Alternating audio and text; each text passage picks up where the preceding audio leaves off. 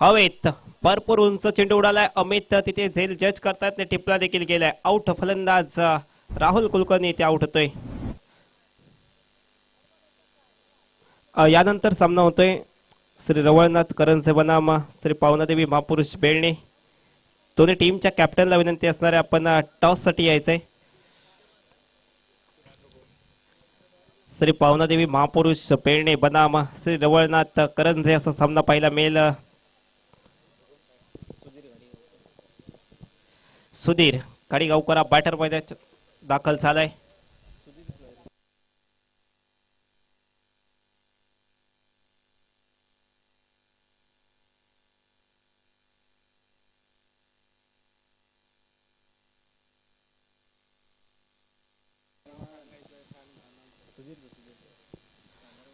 No batter मैदानाच्या दाखल झालाय सुधीर. सुधीर पाहूया कशा प्रकारे बॅटिंग करेल. यावेळेस आल्या पावले, मोठा फटका खेळलाय. सुधीरच्या बॅट मधून चेंडू मिड विकेटला जाऊन थेट पडतोय. विकास शिरसाटच्या हातामध्ये विकेट. विकेट प्राप्त झाली आहे.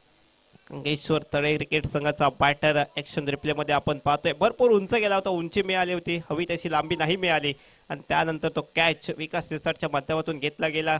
आउट झालाय बॅटर सुधीर. सुधीरची विकेट आले. तो बॅटर मैदानाच्या दाखल होतोय. अवधूत किच अवधूत देखील एक चांगला बॅटर आहे आणि अवधूतकडे ती ताकद आहे, ती सिंगल डबल परंतु थोडस मागे ठेवलंय असं मनीष पिसे सांगतायत. अवधूत पाहूया येणाऱ्या चेंडूंमध्ये कशा प्रकारे बॅटिंग करेल.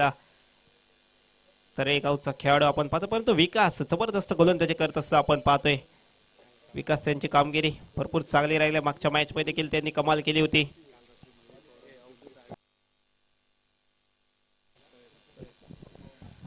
यावेळेस आल्या पावले, कव्हर क्षेत्रात फटका खेळलाय खरा, परंतु क्षेत्ररक्षक येत आहे, झेल टिपतायत आणि पाहिलं तर हॅट्रिक. टाळ्यांचा कडकडाट झाला पाहिजे. या स्पर्धेमधील दुसरी हॅट्रिक विकास यांच्या माध्यमातून प्राप्त केली गेली आहे. विकास मॅन फ्रॉम हळवल आपल्या संघासाठी ती जबरदस्त कामगिरी या मॅच मध्ये करत असताना. वाह.